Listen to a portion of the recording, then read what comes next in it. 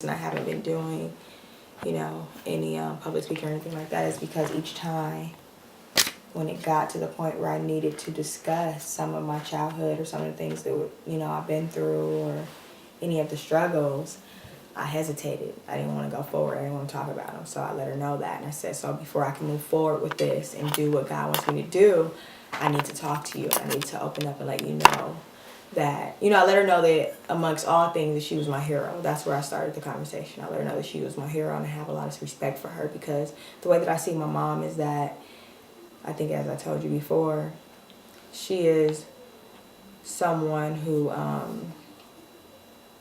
she was a mother, but she also was a woman going through her own problems. And so I've always been that child where I'm able to step outside the box and see that she is a woman going through her own problems and she's a mom. So I was able to separate the two. And so I explained that to her. I said, you have to understand that I'm not coming to you from a judgmental perspective. I'm more coming at you, letting you know that I understand that. Letting you know that I know that you were trying to be a mom while trying to face all of your other struggles that you were dealing with. And so I've always been able to understand that at any age. And so I told her that, and I said, but I need to let you know that it's now time for us to acknowledge the things that we went through. It's time to acknowledge the troubles that I went through. It's time for me to speak about them in order for me to help these girls or whoever I come in contact with, whether it's girls or young men.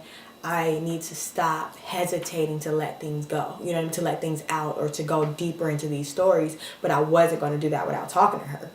And so she said, okay. And she was happy that I came to her. And she was actually, she said it was time. She said I should have, she always wondered why I never came to her. Did she add anything to it or anything you didn't remember?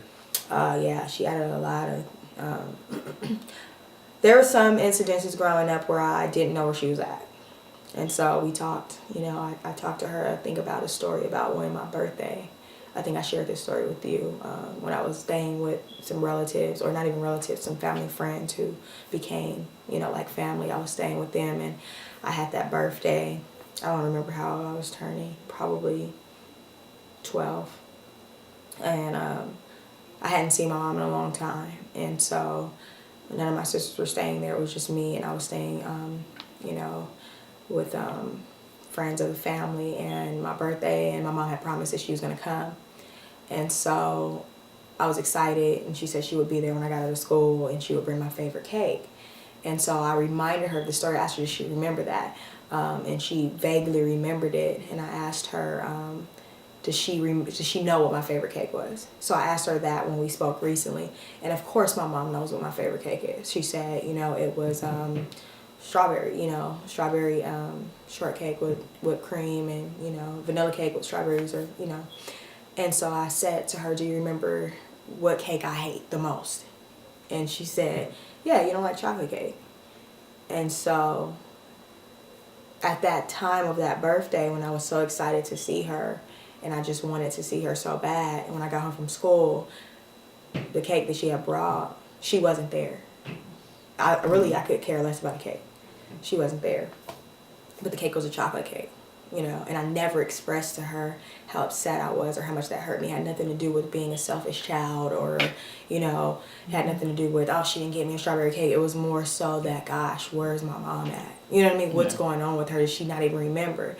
And so when I explained that to her, I asked her what was going on with her. And she opened up to me about the drug addiction and things like that, pretty much. On that day, did you ask her why she brought the wrong cake? Or did she even know why? No, I think that she vaguely remembered the story. I just remember recently, I think it was last week when we spoke, and I said, do you know that I hate chocolate cake? And we kind of laughed about it, and she, cried, and she said, I know that you hate chocolate cake. And I said, you brought me chocolate cake. And I said, but it wasn't even about the cake. It was more so you're not here, and I got this chocolate cake. You know what I mean? It wasn't like I came home from school and I was so excited to see you. If she was there, I would have cared less about this chocolate cake. But it's like, you're not here and you get me this cake that I hate. You know what I mean? I hate chocolate cake. And so, as an adult now, I can, eat it with some vanilla ice cream. But back then it was like, did you really bring me this chocolate cake and you're not here? If she was there, I would have cared. It could have been a carrot cake, a fruit cake in front of me. I wanted to see my mother. I wanted to spend time with her. And so, I asked her where was she at when she was leaving me there all the time, and she explained to me that, you know, she told me that for the most part she always tried to keep me with her. And I can say that she did try to keep me with her for the most part, where wherever she stayed at. I did stay a lot of places, but it got to the point where things were so bad, the drug addiction was getting stronger, and then her places where she was staying became drug houses and halfway houses, and you know, places that she didn't want me in. And so that's where she told me she was at. And I said, what was she doing? I said, what were you doing? She said she was working day laborer work. So what that is, out here in California, you see the Hispanic cultures, you know, who wait to be picked up, you know, right down the street from where I live. The truck comes, they pick them up and they do labor. Well, my mom was a day laborer. She did that type of work. She painted houses, she cleaned people's floors, she, you know, whatever it is that you could think of, you know, trying to provide what she could. But I mean, I remember the same instance, you know, not too far after that birthday. She was on the phone and told me, I got you some clothes. And I was like, dang, she got me some clothes. You know, it's been a minute since I had some new clothes, you know what I mean? And I was so excited, I couldn't wait until she brought them. And again, to see her, and I just remember her bringing a bag of clothes. And she had to go wherever it is that she was going. I don't know where she had to go to, but I remember looking in the bag. And I never brought this up to my mom. Like I said, I always was a child who knew that she was going through her own, you know, problems. And so I never really complained to my mom about, you know, where are you at or what are you doing or why you're not here with me. Because I think through the grace of God, I've always been that individual who can step outside the box and look at different situations from different perspectives. And so, but I do remember distinctively going in that bag and so excited that my mom was bringing me new clothes. And it was just a bag of stuff. Some that I could fit, some that I couldn't, some that was torn and worn, some that maybe I can work with this. So I went through that bag and picking out stuff and trying stuff on. And then she called me later and, how did the stuff fit? Oh, yeah, it was good, Mom. Thank you so much. Because I never wanted to disappoint her. I never wanted her to feel like, oh, gosh. You know what I mean? I never wanted to hurt her, I guess, in a way. Just like I never, at that time, complained about the chocolate cake, and I never brought it up. I've never brought up anything that I saw from a child. I mean, I can, there are times where I've seen things that now if I close my eyes today, I know what crack smells like, you know? And these are things I've never shared with some individuals. Many individuals don't know this about me, but I've never brought those things up to my mother. I've never blamed her for anything. I've never blamed her for not having certain things. My mentality was that I'm going to just go out and get it. I'm going to go out and get it myself.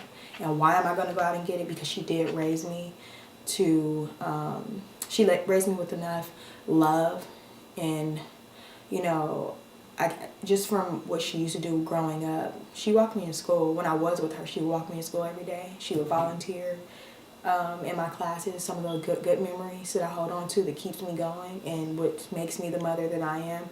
She volunteered. She was like the best artist at my school. She was better than some of my art teachers to the point where my mom didn't have a degree, but they hired her in the art department. And her pictures would hang through the hallways, and those are proud moments. You know what I mean? You walk by with your class, you're in like second grade, and you walk by, and the kids were like, oh my gosh, look at that picture. There was this huge lion on the wall of my elementary school. And I said, my mom made that. My mom drew that. You know, so there was those proud moments. She's very talented. So she was very encouraging when it came to... Did you go over anything with your sisters? No. Why not?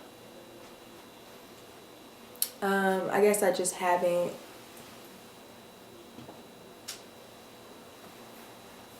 I just haven't yet. Did you and your mom talk about anything with your sisters? No. Well, I mean, we talked about the fact that, you know,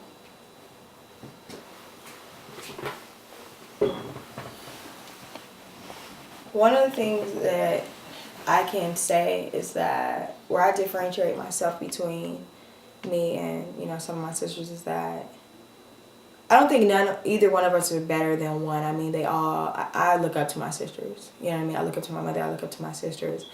But I think that some of them take what happened growing up and continue to blame her rather than letting go of certain things.